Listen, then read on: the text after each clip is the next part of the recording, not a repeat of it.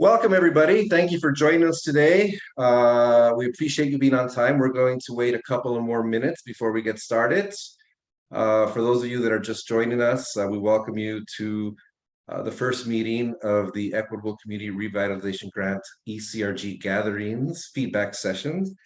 This is the first of 4 meetings. So as we wait for the meeting to get started, please go down to the interpretation button on your screen and select one of the 2 languages that we are broadcasting the meeting today on.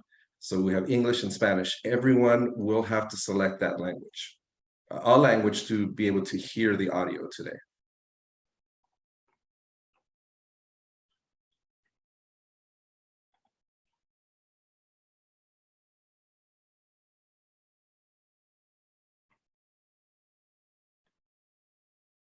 Can we also put that information in the chat, please?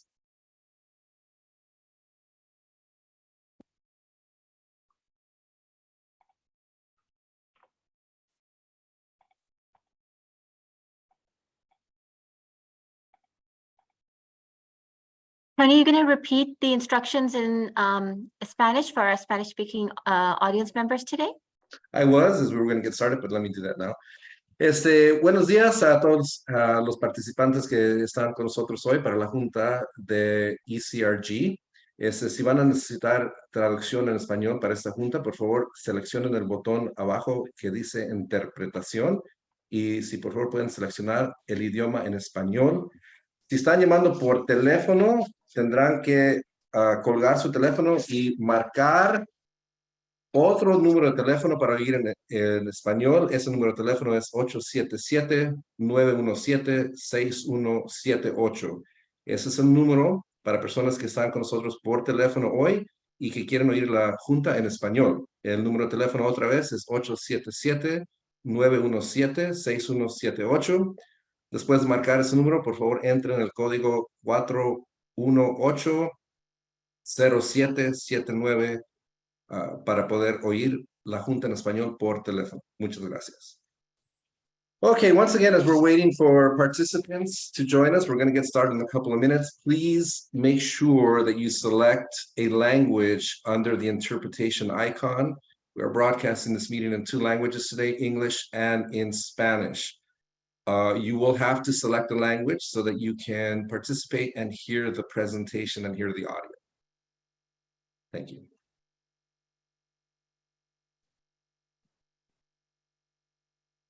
Okay, we're going to give it a little bit, a couple of seconds more, and we're going to get started.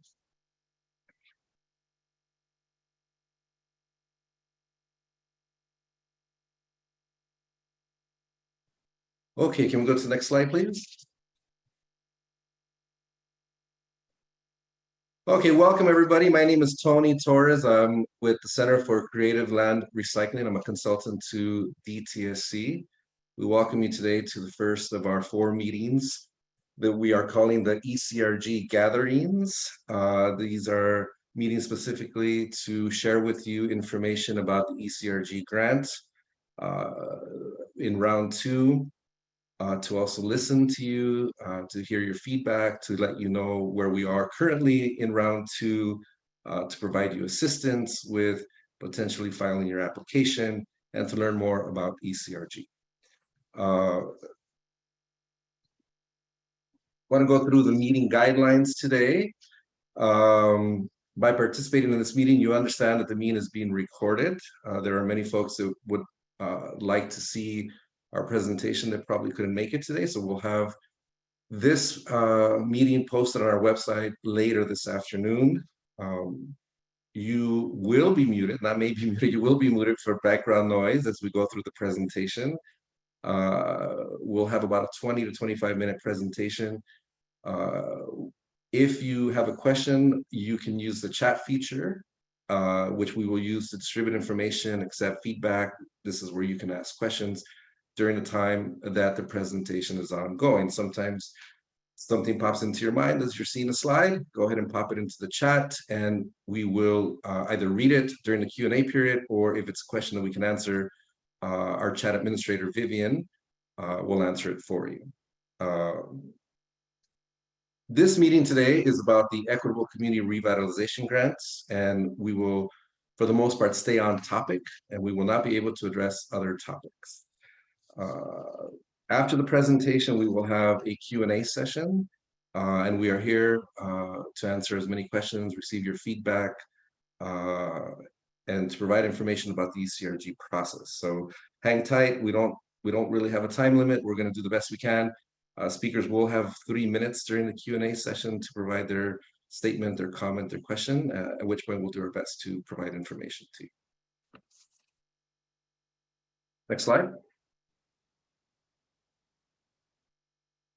Okay, as I mentioned at the start of the meeting, there is simultaneous audio interpretation that is going on right now. You can click the interpretation icon at the bottom of your screen to select the language. We are interpreting and providing the information in Spanish. Again, it is very important that everyone selects the language so that you can hear the audio that is taking place. If you're calling by phone only and would like Spanish audio interpretation, please call 877-917-6178 and enter code 4180779. The Spanish translated presentation will be available or are available on the meeting announcement. Additionally, we have enabled the closed captions for this meeting. So if you don't want those to be taking place as we're going through the presentation, go down to the CC icon and you can turn those off. Okay.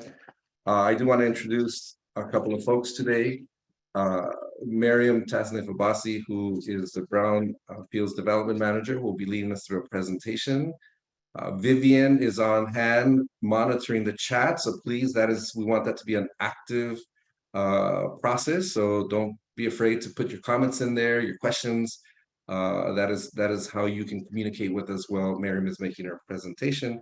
And once again, at the end of the presentation, we'll have hopefully a very comprehensive, thorough, and informative Q&A session. So at this point, I'd like to turn it over to Miriam, who's going to share some more information about round 2 of ECRG. And thank you for joining us. Thank you so much, Tony, for the introductions and walking everyone through the logistics, which I would say is probably the most important part of today's meeting. I want to welcome everyone who's taken the time to join us today. The Equitable Community Revitalization Grant, it's a really important project for us, and having everyone take the time today to participate, to listen and help us learn is going to be very important for us in everything that we do moving forward. So today I'm going to walk you through, what today is about and what we hope to gain from sharing our time with you and going through this first ECR gathering. For those of you who are new to the Equitable Community Revitalization Grant, I will provide an overview. We're going to talk about the efforts that we've made to provide concerted support to anyone who wishes to apply. And then we hope for a robust Q&A session where we can start receiving feedback, which everyone can do either today or outside of today by providing feedback directly in one of our feedback forms. So thank you and welcome, and just looking forward to sharing information with you. Next slide, please. So as Tony mentioned, today is the first ECR gathering. We've got another virtual session and 2 in-person sessions that are coming up within the next couple of weeks.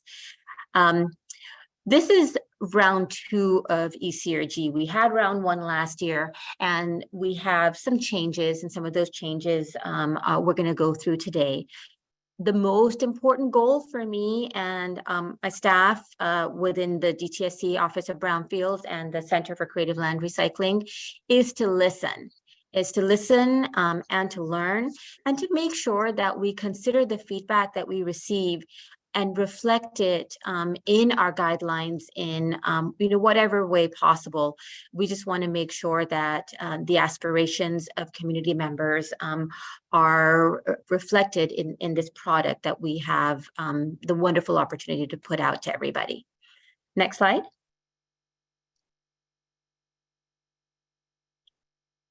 So, in terms of background, the Cleanup in Vulnerable Communities initiative was signed in 2021. Through this very large infusion to DTSC, the legislators allocated $500 million specifically to expedite cleanup and beneficial reuse of idle properties in disadvantaged communities. The emphasis on disadvantaged communities and advancing environmental justice goals is really, I think, the cornerstone of the Cleanup in Vulnerable Communities initiative. ECRG is just one part. If you take a look at this donut, the blue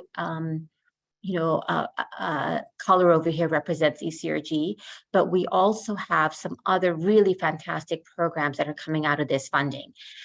There's a discovery and enforcement program that focuses on cleanup of former dry cleaning properties throughout the state. We have technical assistance grants that are going to be available to community members who want to advance community science and bring on technical assistance to help deepen the understanding of cleanup projects happening in their communities. We've got a workforce development program that is currently underway to really help local community members who have been impacted by brownfields in their communities get involved and get jobs and get more active in cleaning up their communities. There was also money that went to orphan sites, and we're also working on advancing the concept of formal community benefit agreements throughout the state. So these are some of the other really fantastic programs that we are lucky enough to bring to DTSC to create a cohesive, deep and intense approach to help out vulnerable and disadvantaged communities. Next slide, please. So the Equitable Community Revitalization Grant, we finished our first round last year and had about 53 different grantees who were awarded about $70.45 million in these reimbursable grants. Our current round, round 2, should be opening up this summer. We'll talk a little bit about our application. And basically what this is, it's an opportunity for public entities, nonprofits, and tribes to use our funding to conduct community-wide assessments, environmental investigations, and environmental cleanups for properties that can be turned around and brought to revitalizing uses for the communities who live there. We have a completely online competitive process, and there are many, many provisions in our grant guidelines and our process to prioritize and incentivize cleanups in these disadvantaged areas. Next slide, please. So how do we define disadvantaged areas? Well, we use Cal EnviroScreen. Cal EnviroScreen is a system that's been developed by one of our sister agencies, OEHA. And basically, it layers different types of demographies. Some are associated with socioeconomic conditions. Some are associated with different markers that could contribute to a community's pollution burden. If you look at the map, the red areas are the areas that represent those highest Cal EnviroScreen scores of over 75%. What we did this time is that we decided to go a little bit beyond that and also take a look at the many areas in our communities that, for whatever reason, may not score high on this particular tool's methodology of calculating a pollution burden, but they are definitely very high poverty areas. And so in order to apply, we are going to be considering applications that are under the 75 percentile score for CES, only if the reuse benefits a disadvantaged community and the poverty score is 50% or higher. And so where you're looking in the map between the red and the yellow areas are the areas that are geographically eligible to apply for our funds. We do understand that this does not capture everything, and there are a lot of other tools that define disadvantaged communities. But at this time, this is the one that we think best aligns with our goals and our aspirations for this grant. Next slide, please. So what are the ECRG basics? Like I mentioned, public entities, tribes, and nonprofits can apply for 3 different types of grants. Community-wide assessments are fairly early stage where you can do phase 1s and really get a sense of what is in your community that could be, potentially ripe for some sort of reuse. These are fixed dollar amount assessments for $350,000. The site-specific investigations can range from as low as $150,000, go all the way up to $7 million, and site-specific cleanups can start at $300,000 and go all the way up to $7 million.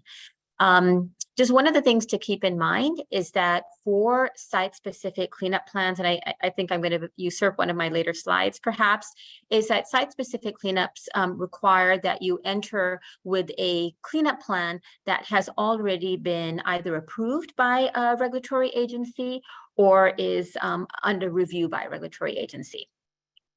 There has to be a reason that the site may or is contaminated because that's the sort of base of our core work and jurisdiction, that we work on sites that have been impacted by former uses. There must be reuse plans that incorporate equitable development principles. Regulatory oversight is required, like I just mentioned, for the investigations and for the cleanups. There is a rather complicated requirement of having a CERCLA liability defense. The simplest way to explain the CERCLA liability defense is that the applicant could not have caused or contributed to the contamination at the site or be affiliated with the entities that caused or led to the contamination of the site. And prior to purchase, there was some due diligence that was conducted. Something to remind everybody is that our funding term is 2 years, and everything that we do in our work really revolves around that 2-year time frame. And it is a reimbursement grant. It's not a grant where we just turn over the money and get reports on it. We actually reimburse invoices that are related to the eligible ECRG activities. Next slide, please. So what are we looking for in round 2? As mentioned, we have very strong preference for those areas that were red in the map that represent the highest Kallenbauer screen score communities. And obviously, we're looking for high poverty scores as well. We really want to bring in high impact projects that provide strong community benefits and really make a difference within the fabric of a community. And, projects where our funds are critical for that reuse to move forward. We really do want to have better connections with more tribes, because we unfortunately only have one tribal ECR grantee for the last round, and we'd love to work with more tribes. And we'd like to see better geographic representation, particularly in these areas on the sites, Central Valley, the Inland Empire, the Coachella Valley, and Far North, because we recognize that there's a lot of need in those areas. We just weren't able to reach these communities in round 1. So we're really hoping that in round 2, we can garner more interest and provide more concerted support to be able to help these communities apply for our funds.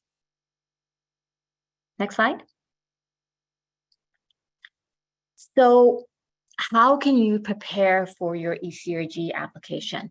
We have a very robust website with a lot of tools. The tool I want to emphasize the most is our eligibility self-check tool. The eligibility self-check tool really is something for anyone who is interested in applying or interested in working with a community to apply, or any one of the many sort of plethora of stakeholders that we have. If you use this self-check tool, you will be able to have a much better understanding of the documents that you need to apply when the application comes open. It's going to help you gather all the documents that you need in order to apply. And it'll help you walk through the process of establishing your CERCLA liability defense and determine whether you as an applicant are eligible, and whether your site and the work that you would like to do at the site is going to be eligible for our money. So we really, really highly encourage that. We are going to be launching our ECR Genius webinars soon, and we'll have a calendar available on our website.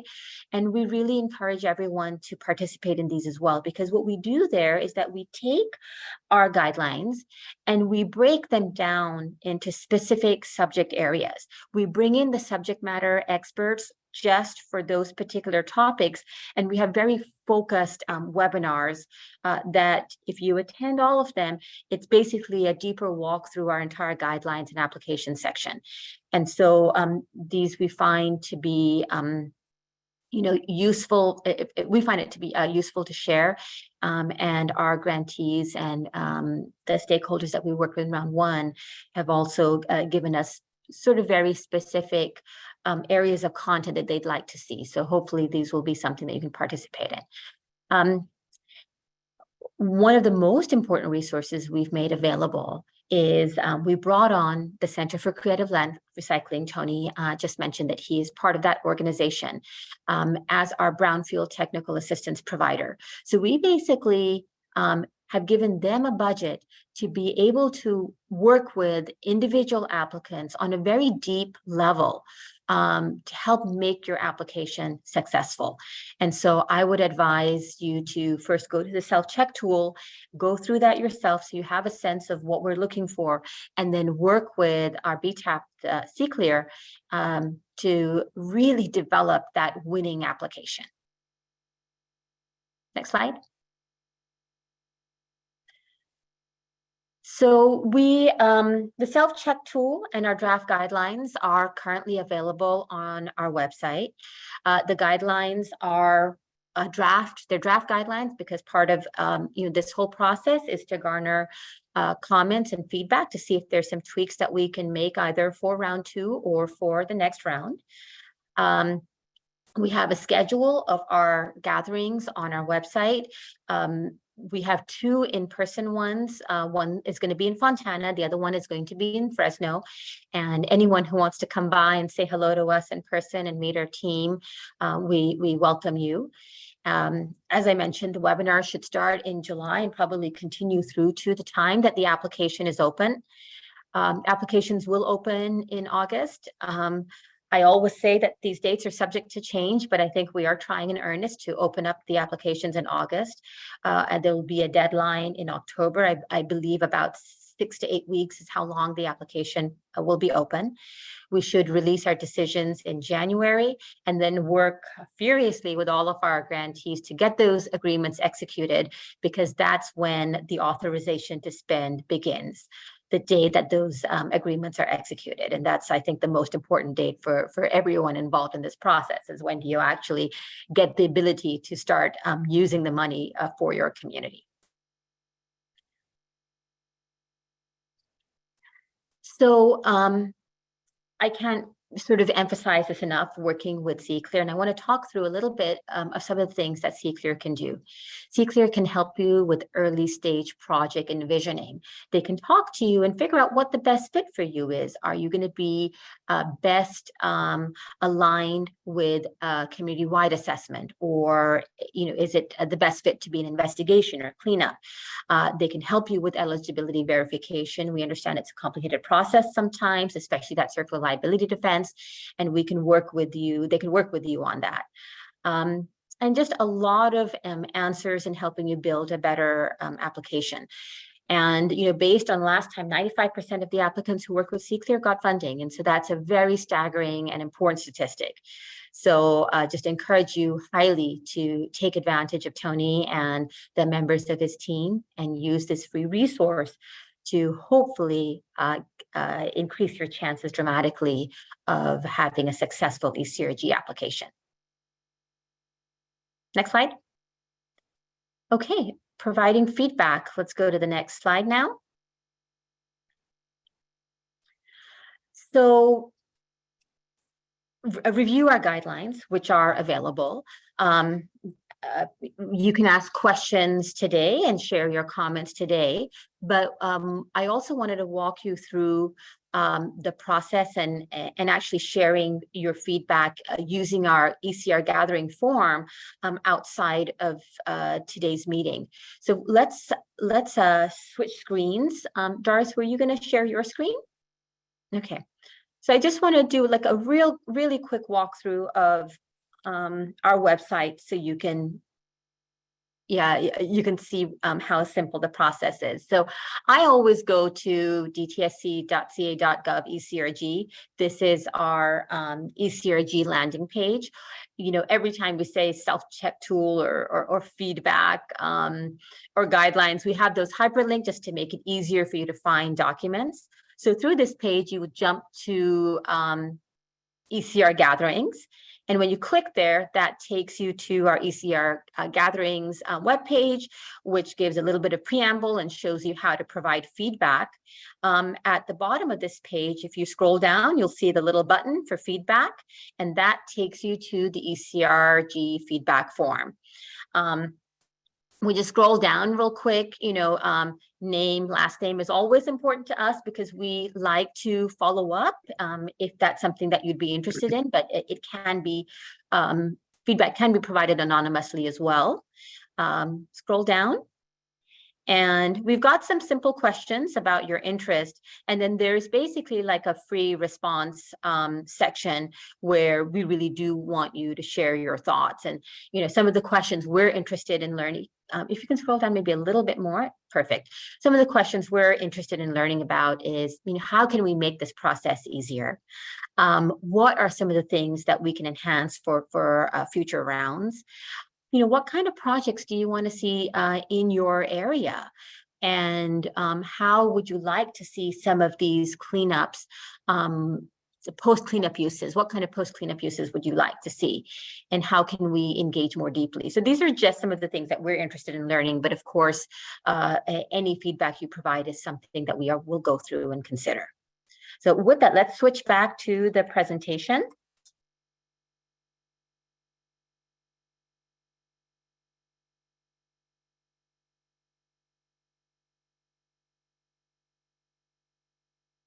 Great. So we've talked about how you can help us by providing feedback both within our ECR gatherings and by using our feedback form. And let's go through next steps. So next steps for us, for DTSC's Office of Brownfields, is to collect comments and obtain the feedback that we're asking for, review the feedback, and really consider how the thoughts and aspirations that are shared with us can be reflected in the ECRG. And that's going to be, I think, what we're going to come from, where we're going to come at this. We're not going to be doing formal response to comments like you may have seen in some of our other project-based, you know, comment session. We are really thinking about this from a much higher perspective and trying to get to the core of what our stakeholders want and see how we can bring that into the ECRG. And then we will share how the ECRG approach was enhanced based on feedback from all of you in some sort of report that's going to come out in the summer. Okay, I believe that is the last of my slides, and I'm going to turn it over back to Tony to talk about how we are going to be managing our Q&A today. Thanks, Tony. Great job, Miriam. Thank you. Thank you so much. If I am correct, we have about 139 participants on today's call. That is fantastic. That is amazing. That's wonderful. I hadn't seen that number. That is really fantastic. Just wanted to give you the heads up there that we have quite a bit of folks on here. Okay, so we're going to open up the floor for some interaction here to hear your questions, feedback, statements, comments. Those of you that are on Zoom, go ahead and raise your hand and we will call upon you as your hand is raised. Each of the people that are speaking today will have 3 minutes to make their question, comment, statement. If you are on a phone line, you'll need to press *9. That's the way that you raise your hand. We will call upon you using the last 4 digits of your phone number, and you will press *6 to unmute your line when we call you. I didn't see anybody on the phone. I scrolled through all the participants. We may have some folks on the phone, but I think everybody is on Zoom. If you don't want to directly ask us a question via audio or video, you can always use the chat function, and we will read that question or comment to Miriam. Okay, so you can either raise Tony, your hand. if I can interrupt real quick, I mean, there may be some stakeholders today who don't want to ask a really long question, and so we can accommodate them if their question is shorter, correct? They don't have to use the full 3 minutes. Oh, no, they can use 10 seconds or the full 3 minutes. The only thing we ask is not to go over 3 minutes, and we'll have a timer there, but you can use 10 seconds, 5 seconds, a minute. It's up to you. So we're gonna get started. We'll leave this slide up so that if we have folks that need to know how to raise their hand on the phone or whatever, they can take a look at the slide. So Vivian, if you could please call upon Rosine Salmo, please, our first participant. Yes. We're going to go 3 in raised hands and then 3 in the chat, and we'll just go back and forth like that. So Rosine, you'll be first. Asata, you'll be second, and Philip, you'll be third for the raised hand. So Rosine, go ahead. Good morning. My name is Rosie Anselmo, and I work with the city of Modesto. I'm really happy to see that you guys are looking for representation from the Central Valley. I just found out about this grant, and my question is, will closed landfills be part of the consideration for the cleanup? And also the other question, does the project need to be shovel ready? Do you need to see estimates from consultants? I know you mentioned we will probably need a letter or some sort of support from regulatory agencies, but do we need to have a kind of like a plan and a shovel ready project for a cleanup?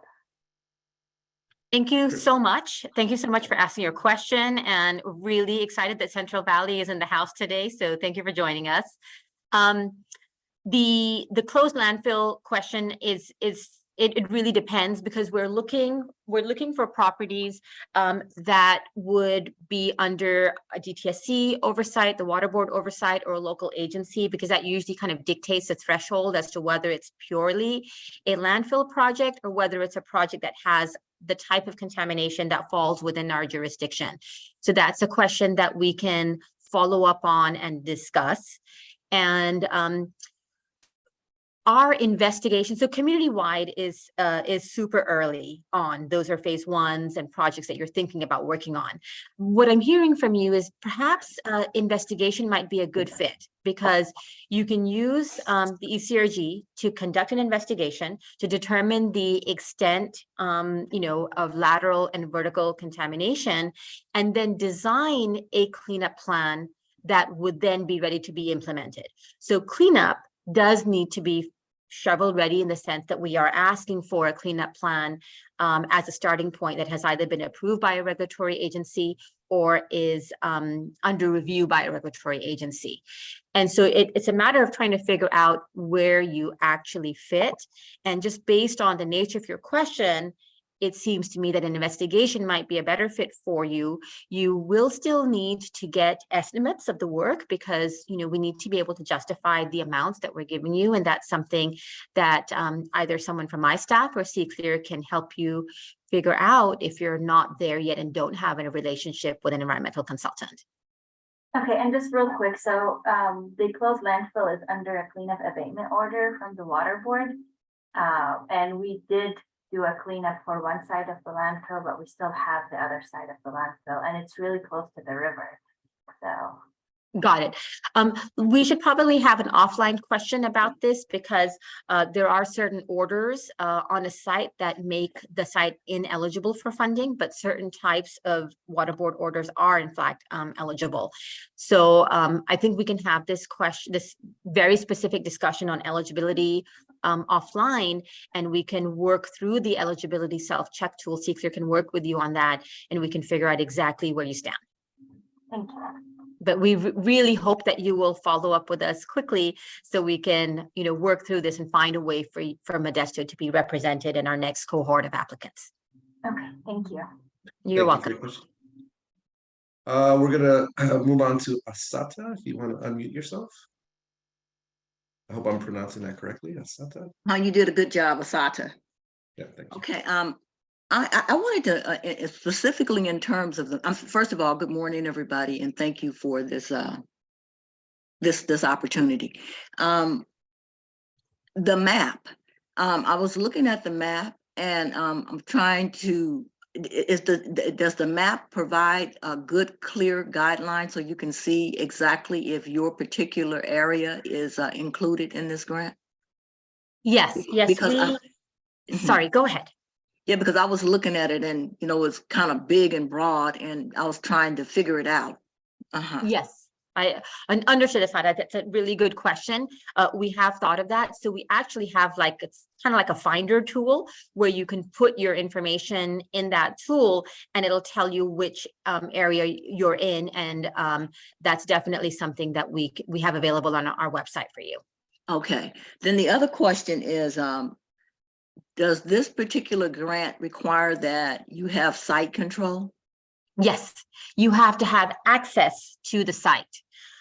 Because without access, given that our funding window is only 2 years, it could sort of, encumber our money with very little action.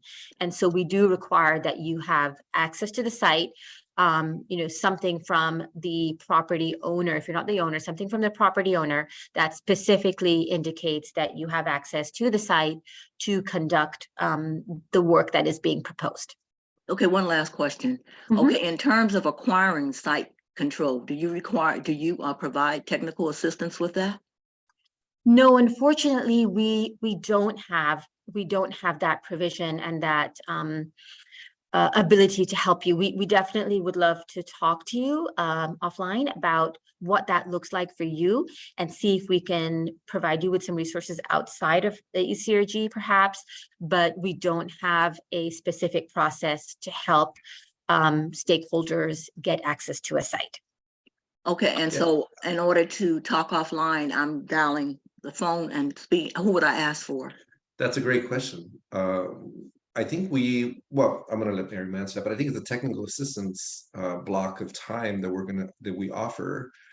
You can sign up on the DTSC ECRG website, and one of our CClear technical assistance providers can spend time with you to, on a one-on-one basis to provide information for you on these questions that you have, provide some guidance, provide direction, help you determine if this is a good fit for you, what kind of project you're looking at. So definitely, and you can see in the chat that we just went ahead and placed a link to where you can sign up for technical assistance, and it's absolutely free. And it's not just a one-time deal. You can sign up for technical assistance more than once, and we want to help you throughout the process to determine, your project and moving forward with a potential application. Okay, thank you. That sounds good. And I think what I'll ask Doris to do is, as we go through a few more questions, maybe we can also share the click for assistance on our website so everyone can see that. Thanks, Doris. Thank you very much, Asata. Next person in line here is Philip Vander. If we could, if you could unmute yourself, you have the floor. Hi there. Thanks for taking some time for questions on this. I am just wanting to flesh out the details of the kind of eligibility threshold criteria around Calendaro screen scores. So I saw both in the presentation, which thank you for, this was very helpful, and in the eligibility guidelines that the CES 4.0 scores were 75%. And then the exceptions for places below that had high priority scores and community benefit project. But in regards to the Calendaro screen scores, I know you have sometimes areas that maybe were above 75% on Calendaro screen 3.0, and then with the transition of 4.0, maybe dip below the 75%. So I was wondering if there was, I know for some projects and programs, there's a 3.0 to 4.0 carryover if an area was above that 75% level in 3.0. So I just wondered if you could talk about that a little bit more, or if that kind of 75% 4.0 eligibility threshold was the line. So the 75% CES is the line.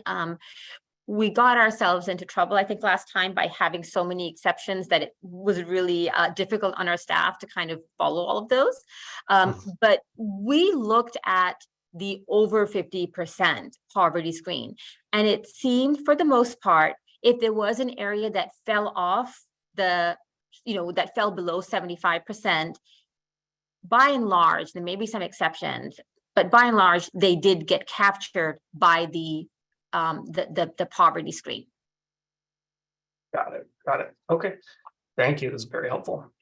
You're welcome. Thank you for taking the time to participate today. Okay, great. We're going to see if we have some questions in the chat. We're alternating 3 questions from our Zoom participants and 3 questions from the chat function. Vivian, do we have any questions in the chat? Yes, we do, Tony. So I'm going to go ahead and read the first 3 questions we have here. First question is from Ruhi Tusi. He asks, will we receive a list of participants for this meeting? So I actually don't know if we share participant lists. I'll have to check with legal on that, because I actually haven't had that question asked before. So we'll check, and if it can be shared, it will be. Thank you, Miriam. Our next question is from Ian. The question is, are you making exceptions for state-recognized tribes who are reclaiming ancestral lands that are not currently within either the required marginalized areas because of displacement of tribal members? First of all, thank you so much for that question. We are very sensitive to the very special and specific needs of tribes. And this was a very high-level presentation, so I really didn't get into it. But for tribes, the CES score is not a factor. Any tribe who wishes to apply for our funds, we will work with you on a one-on-one basis to see what we can do to bring you in. And there are special considerations that we will give to tribes, just because we, recognize and appreciate the tribal history. So I would definitely love to see you in one of our application assistance sessions to talk through this a little bit more and see what we can do about providing some deep support to you and your application. Thank you so much for that question. Great. One more question from the chat, and then we'll go back to our raised hands. So the last question is from Luis Rodriguez from Huntington Park. Is the 65% expended rule still being applied to the CWA grant as a requirement to applying for round 2? Okay, I'll have someone correct me if I'm wrong, but I believe that for our existing ECR grantees, the spend requirement is 70% in order to be eligible to apply. And what that specifically means is that I think by the time the application for round 2 closes, our existing grantees needed to have submitted at least 70% reimbursement requests for all of their grants in totality, because we do have several grantees with multiple grants with us. So all of those have to total 70% drawdown.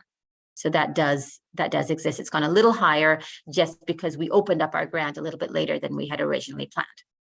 But thank you and good luck. I hope you're able to drive your current project, fast and get to that spend requirement. Thank you. Great. Okay, we're going to go back to the raise hands. The next person in line here is, hopefully I'm pronouncing this correctly, is Cheyenne. Good morning, and thank you for putting on this presentation. I have a few questions regarding eligibility. Would a property owned by a city entity potentially qualify? Yes, absolutely. And this is where I would encourage you to go through the eligibility self-check tool, because there are very specific requirements for cities that help them establish their circle liability defense. And so the quick answer is yes, a city owning a property, they're eligible. Now, how they acquired the property, what were the circumstances in which the site was contaminated, those all go to the establishment of the circle liability defense, which the eligibility self-check tool will define. So our perfect city candidate would be a city that did all their due diligence in accordance to the latest or current, ASTM standards, did their phase ones, and then purchased a property. And I don't know if it's going to surprise you, that's not always the case. And so that leads to some complexities. And so the short answer is yes. The long answer is please use the eligibility self-check tool and go through that series of yes and no questions to determine if they fall under some sort of exemption, or if they did their due diligence consistent with what was required at the time they took title. Understood. And just to expand a little bit on the CERCLA component, if it's been held prior to CERCLA legislation, I'm assuming that there would be some form of exemption there as well. I believe so. I believe that there is some exemption for historic acquisitions for public entities. That still has some nuances in terms of how the site was kept safe from further exacerbation of contamination conditions. But generally, yes, that provision does exist to make a case for CERCLA liability. Okay. And if the site is currently, let's say, residential housing and the plan is to redevelop into modernized housing, that would still qualify as a redevelopment? Yes, that would qualify as a reuse. Our application is very conscious of displacement and who the post cleanup benefits are going to be made available to. That just wanted to kind of draw your attention to that, but generally, yes, that should work. Okay.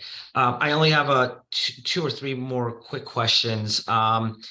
Would costs prior to grant approval be eligible for reimbursement if all of the other criteria were met? No, we only will start reimbursing for work that's conducted after the agreement is executed. Okay, and this is an assumption as well that a site held by a private entity would potentially qualify, and if that were the case, taking part in the grant, would that trigger prevailing wage requirements? Okay, so those are actually, I'm going to answer those as two separate questions. Ownership is not required for eligibility. Access is required, and based on the type of grant you'll be applying for, the owner will have to have a CERCLA liability defense, because we're trying to move away from windfall situations where our money is benefiting a private polluter. So once again, the eligibility self-check tool will walk you through the various different scenarios of combinations of what type of grant you're applying for and what the CERCLA liability threshold is based on being an owner or not being an owner. So I hope that answers that question. The prevailing wage, all work that is conducted using ECRG funds, prevailing wage applies where it is applicable. So it is, so where it's applicable, it is going to apply, and ECRG considers that. And we remind everyone to make sure that they consider that when designing their budgets to apply. Thank you. And finally, there was a reference to a map a few minutes ago. Just for clarification, that's a CalEnviro screen map? Yeah, we have a picture that I showed earlier in the slide presentation that basically shows the 75 plus CES score areas and the 50 plus, 50 plus areas. And Doris can share her screen real quick. And that's the map that we were talking about. Doris, you want to share your screen real quick and just kind of share that with everybody? And are you sharing the Finder tool? Yeah. So Doris is going to share the screen for a moment. That's basically the link to our Finder tool. It'll show up in a moment. There you go. Yeah. Okay. The link is in the chat, and I think Asada had asked this question before, and just wanted to share that with Cheyenne as well. Thank you. Okay, thank you so much, Cheyenne. Very good questions. So we're going to move on to our next person online, and that's Simrat. Hopefully I'm pronouncing that right. Yeah, thank you so much. I just had two questions, really quick ones. One would be for the Enviro screen. So I know that the requirement is 75%, and if you don't meet that, if you're below that, then you would have to be, I believe there's the other two requirements. I wanted to know, did you have to meet the poverty percentile requirement in order to qualify to apply for the grant, or is that just a preferred? No, you have to. It is an eligibility requirement. So if you are under 75, you must be over 50 on the poverty, and the reuse you're proposing really has to be for the primary benefit of a disadvantaged or vulnerable community. So that's an eligibility requirement. Okay, got it. And then the one other question that I had was for the land use covenant. I wanted to know if you had one in place, does that, like if you had one currently in place, does that disqualify you from applying as well? No, absolutely not. Land use covenants can be adjusted, and they're there because they are saying that it's not suitable for a certain kind of use, right? And if the plan is to bring it to a higher, better use and alleviate that property of its environmental burdens, then that's something we definitely would encourage. Thank you so much. You're welcome. Thank you for your question. Okay, next question is from Luis Rodriguez. If you could unmute yourself, you have the floor, Luis. Thank you. You can hear me? We can. Okay, yeah, thank you for answering that last chat question. So we're at about 35%. So I think we'll get there hopefully by the end of June, but this is a separate question and concern. So in our process with the community outreach, and we consider it a successful process because we got a lot of great feedback from the community. But in our, I guess, in differences of philosophical approach, the subcontractor has decided not to continue for the second round. So our contractor is now then tasked to bring in a new, but the question is, can city staff, planning division, if we jump in and handle the outreach, is that valid? Can we do that in this process? So the answer is going to be different for round 1 and round 2. For round 1, I think we should have that conversation offline with your portfolio manager, because we didn't make provisions for city staff to be doing the work. But for round 2, we have made some changes to accommodate grantee staff who are actually going to be implementing eligible activities.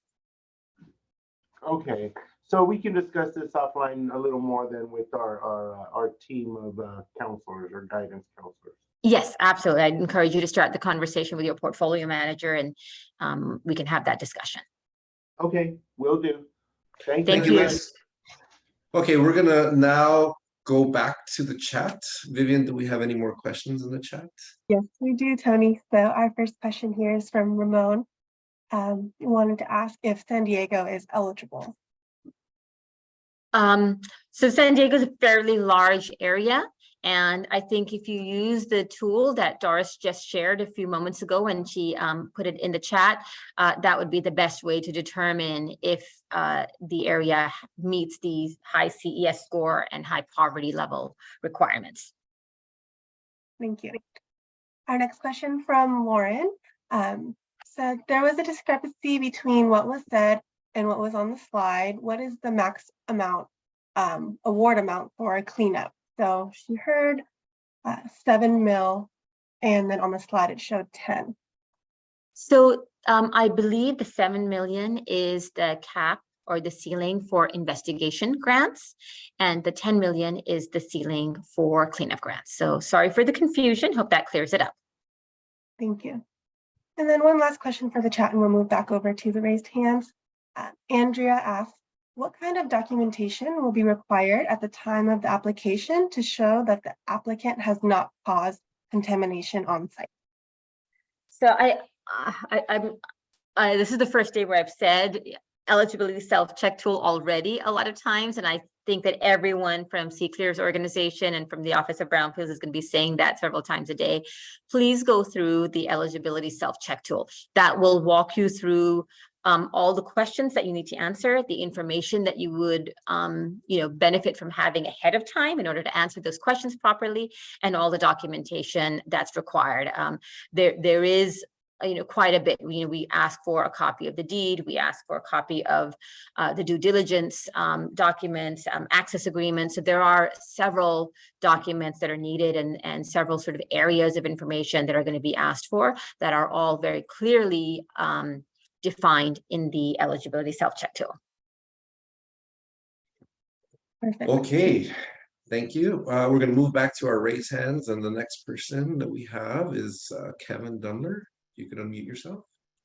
Hi, yes, thank you. I just had a question. I'm very new to the program and learning about it, but how you handle, like I was looking at the minimum cost and just how you handle so much uncertainty with project budgets and cost. And seems like on a lot of the scopes for these projects, just the scope is so unknown until you start digging up things underground and really getting into it. So one, what happens if projects go above or under the grant request amount? And two, if there's any concerns about if we were below, at the end of the day, below the minimum threshold request. Okay, got it. So this is a new program. I mean, we've only gone through, we haven't completed any grants. Our grantees are working with us. It's been about 7 months, 8 months now. And so from the applicant's perspective, we highly recommend that you work with ECRG, of course. You work with an environmental consultant.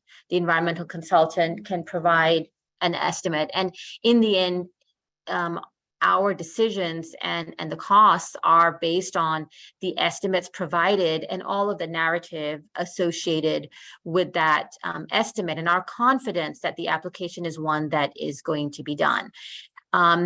There's always going to be unknowns, and we just have to do our best. I mean, I think that's all I can say. We just have to look at these projects and the estimates that are provided.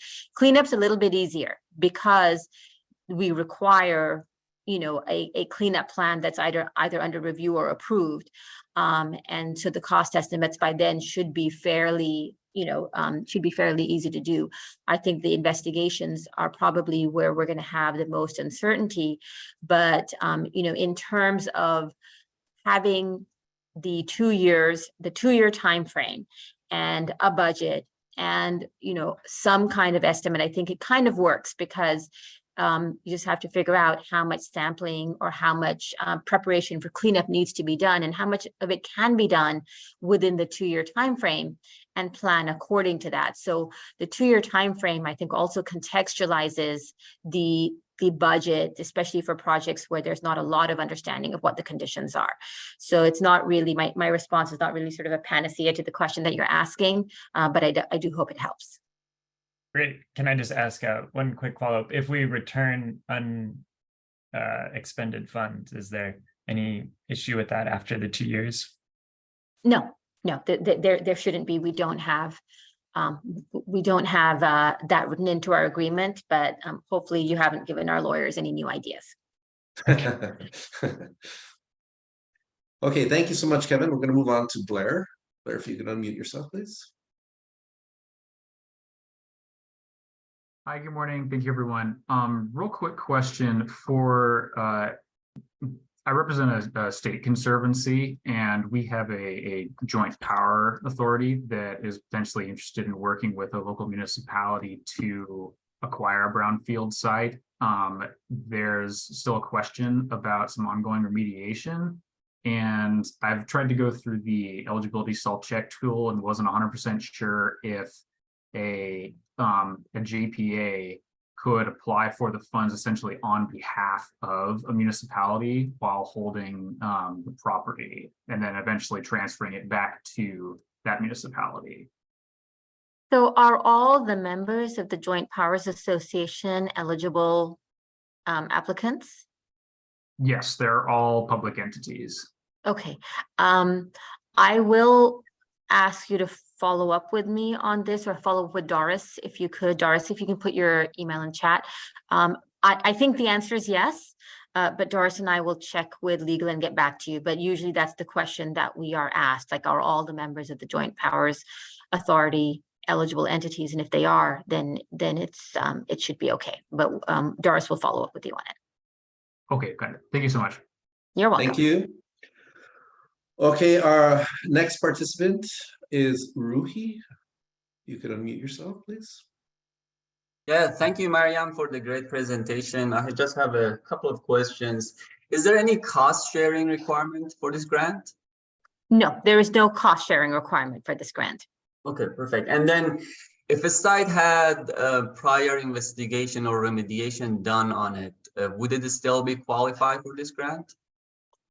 Well, my question would be what's left to do. So if there is additional investigation or additional cleanup that's required, then yes.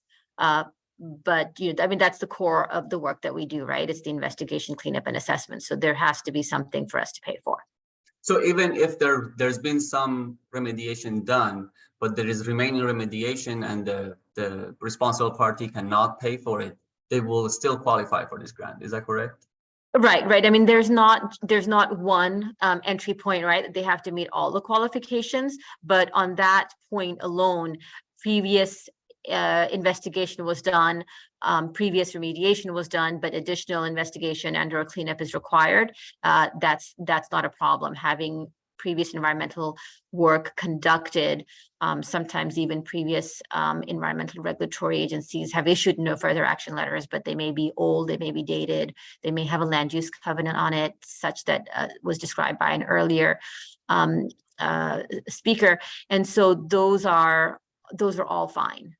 Okay. And lastly, my question is regarding the phase one, the community-wide assessment. What are the criteria for you to select a project? Is any project that is going to be a beneficial project for disadvantaged communities qualify for that grant, or what would you look at to score these kind of projects? So for community-wide assessments, we are looking for grantees who are trying to understand the brownfield conditions in their area a little bit better. And so they could have some, they could be in the early stage of reuse planning. They want to build housing, they want to build a library, they want to build a park. Maybe they might not be sure where these are going to be sited, and they perhaps use the CWA to run a series of phase ones, maybe phase ones with samplings, maybe phase two, to help really refine their decision of placement of future reuse, or get more information on placement of reuse. CWAs require that you enter into the application with three different sites, at least 3 sites. You can do more as well. And there are some requirements in the sense that, let's see, you have to have access. I think that's the big thing. Access is required. So they're not just like tabletop phase ones. Access is required. But generally, I think that's what we're looking for. Perfect. Thank you so much. Appreciate it. You're welcome. Okay, so that was 3 participants via Zoom. Vivian, do we have any other questions in the chat at this time? Yes. Okay. So we're going to do 3 questions again. So a question from Carrie. Is a single site available for both investigation and cleanup grants? Interesting. So I haven't asked that question. I haven't been asked that question. So the question is, can someone in one round apply both for investigation and cleanup for the same site? I don't think we have anything in our guidelines that say no to that.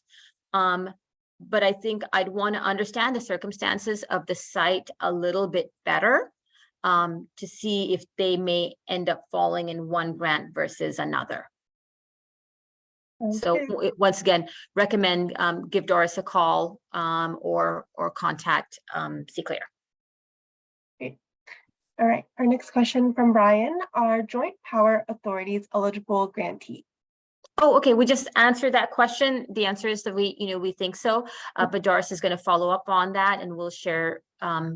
Yeah, just reach out to her, and she'll share the answer once we talk to legal, which I think the answer is yes.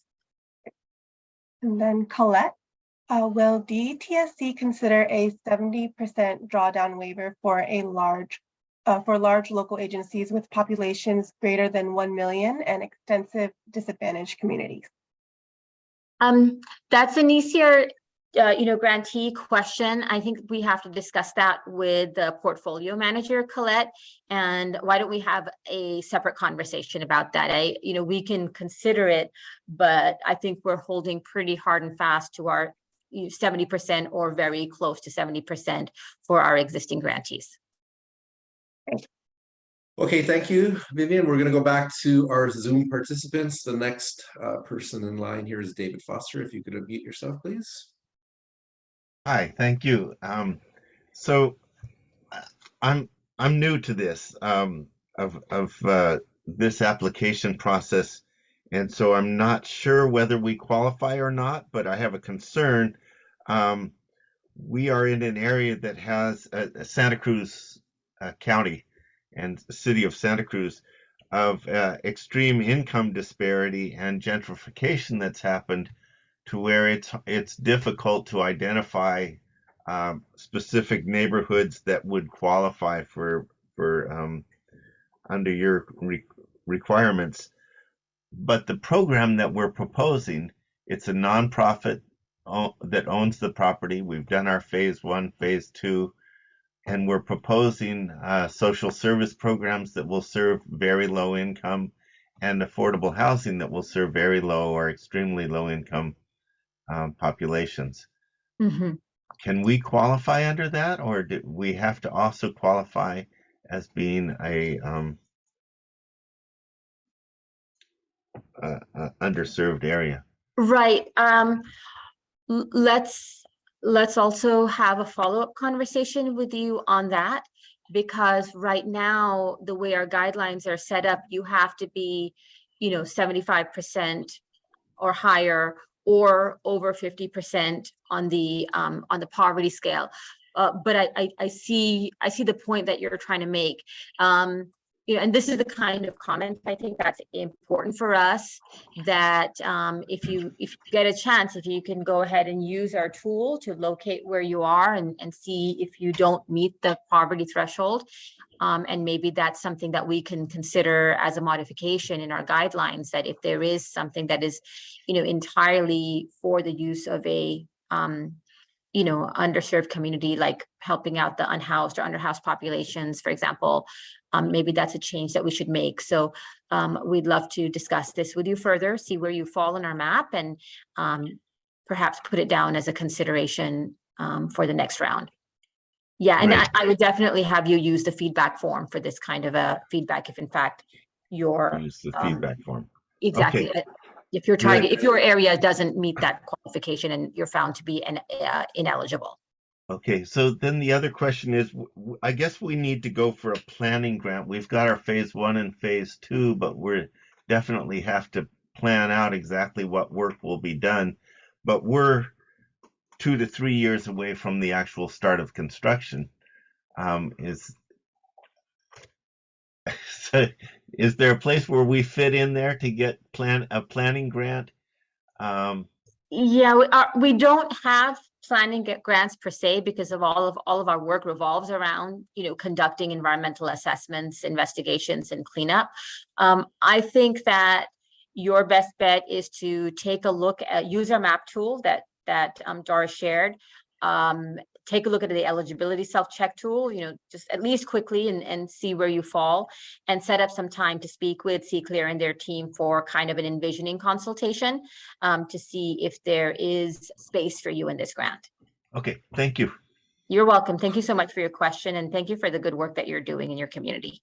Yes, David, please set up a technical assistance meeting. We can help you, as we have stated. You'll have some one-on-one time with our very qualified and dedicated staff, and we do that like in 30-minute increments. But again, you are more than welcome to do one session or more. Okay, so take a look at that, sign up, and hopefully we can help you. Next person in the queue is Kate Trainer. If you can unmute yourself, please. You have the floor.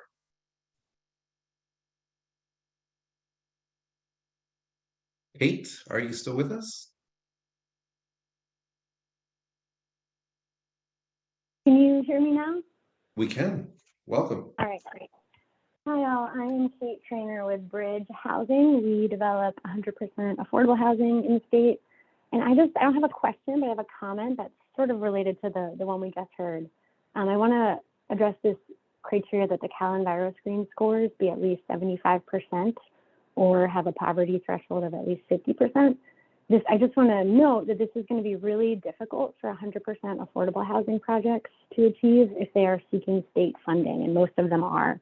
And that's because the state's broader objective is now to locate new low-income housing in high opportunity areas, which typically score well on these CES metrics. So they largely score lower than 75% overall and lower than 50% poverty. And that's by design. You know, the state really wants to rank projects highly if they're in high resource areas. So I think, you know, any projects that are looking to build 100% affordable projects with state funding and are you know, likely to be proceeding to construction within the next 2 years are not going to be eligible for this grant.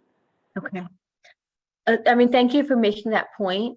We'd love to get your feedback on that formally, and definitely see if we can consider it for modification, because our part of the way we designed this is that we just want to be really mindful of that the money is going into communities of need.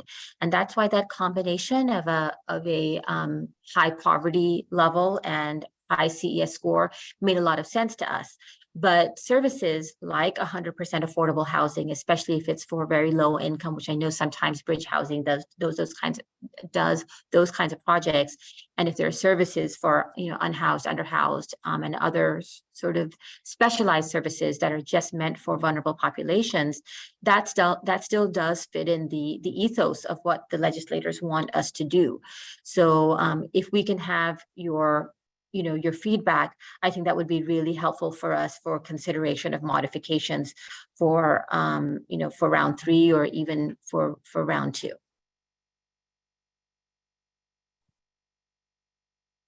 Okay, great. Do you have any other questions, Kate? Or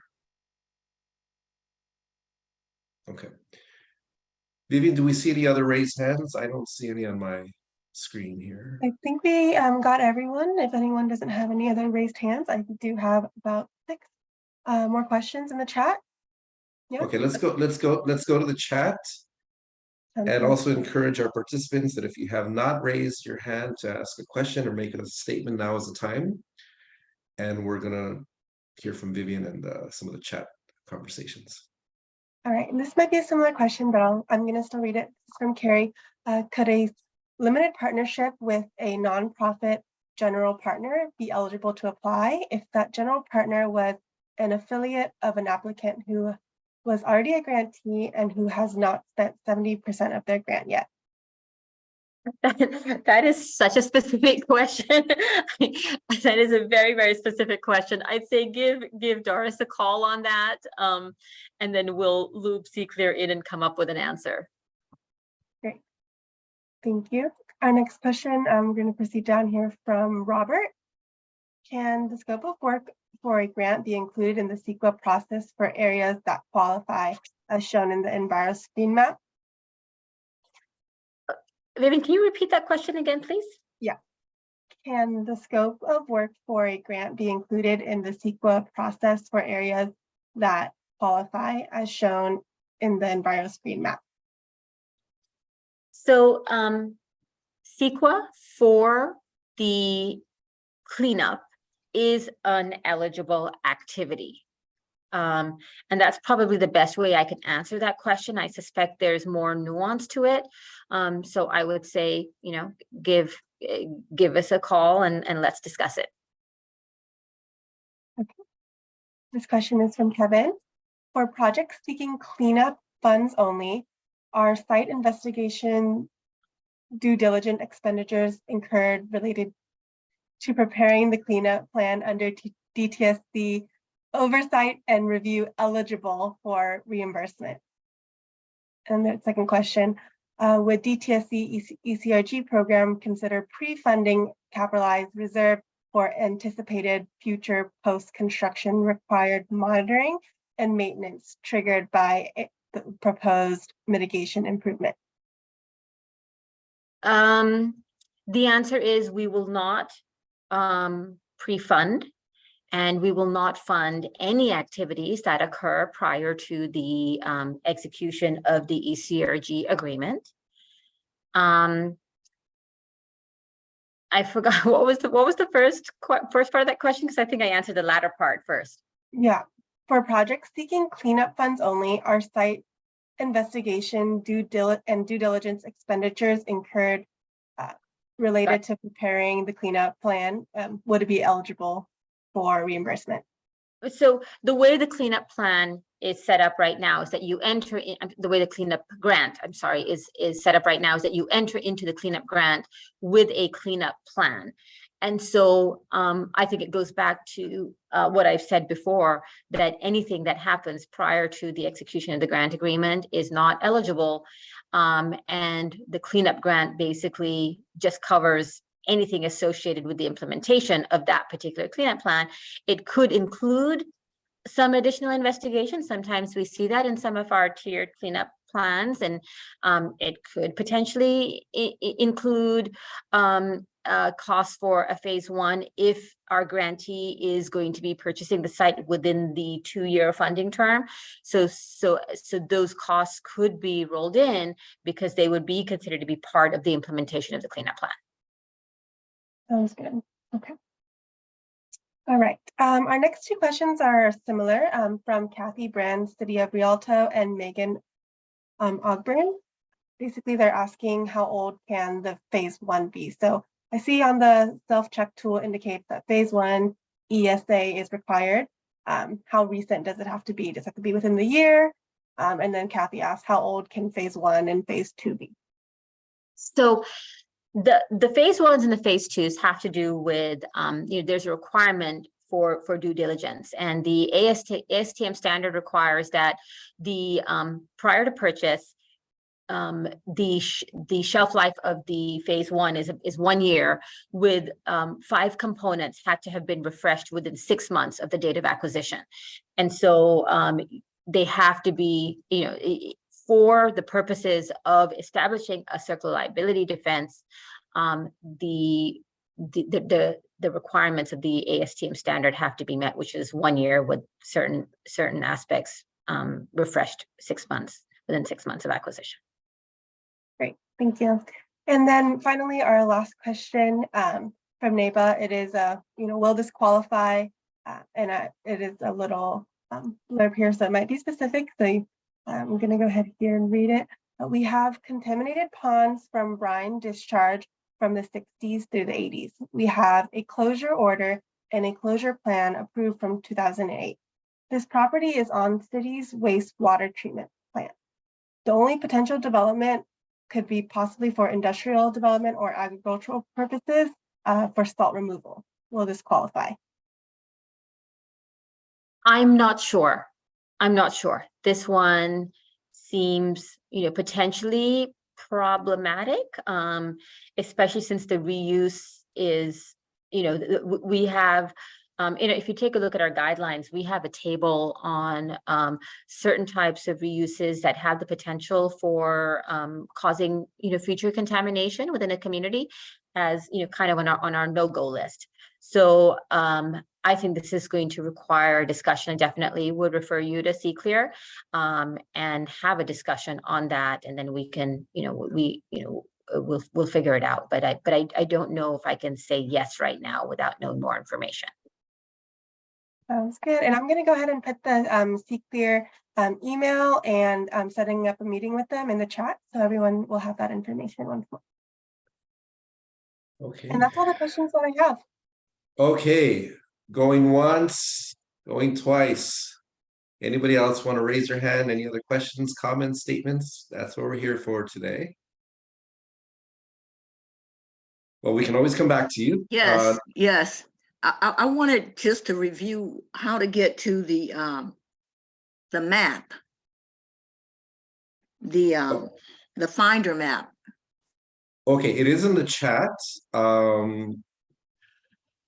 maybe Doris, we can reach out to Sata post this meeting and send her an email link to her email or give her a call. Yeah, so Doris, why don't you go ahead and share that again, just so it's easy to find. And then Asada can just give us a call to discuss if there's any issues or problems navigating that map. Yeah, so In you can fact, see. yeah, I'm I'm sorry, you can Tony. I was just going to tell Asada to just give us a call anyway. Doris has shared her email address, and we can just, I mean, if you're having problems, we'll just walk you through it really quick, and it'll make things easier, I think. Fantastic. Thank you. Thank you very problem. It's my much. pleasure. And then before we close, Doris, I was wondering, can you share our schedule for the next ECR gatherings? Put that up on the screen as we close.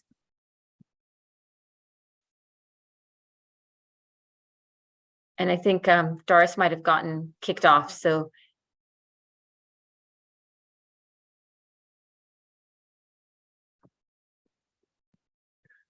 Let me see if I can do it. Yep.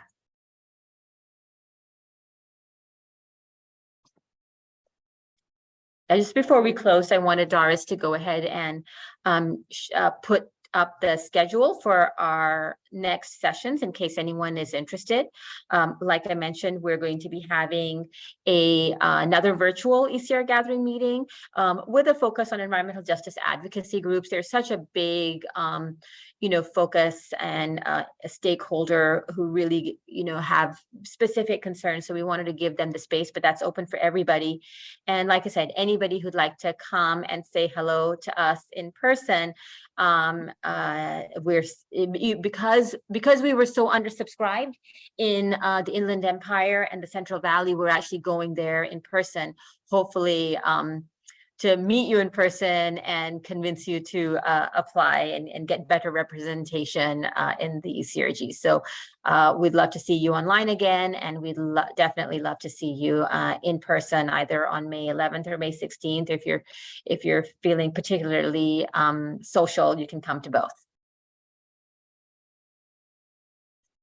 So Tony, that's short of thanking everyone for their time and their energy and their questions and their enthusiasm, I don't have anything else to share today.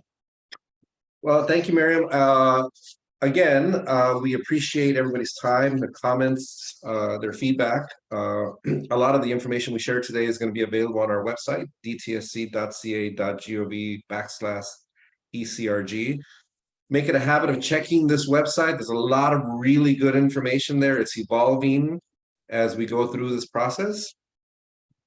If you feel like you need additional help, please sign up for technical assistance. It is free to all of the potential applicants, and we can walk you through where you are now, and just talk to you about your potential application. And please do join us at these upcoming meetings. It'd be great to get to meet some of you in person. Okay. So thank you very much for your time. This concludes our meeting. Everybody have a wonderful day, and thank you again. Thanks, everyone. Bye-bye.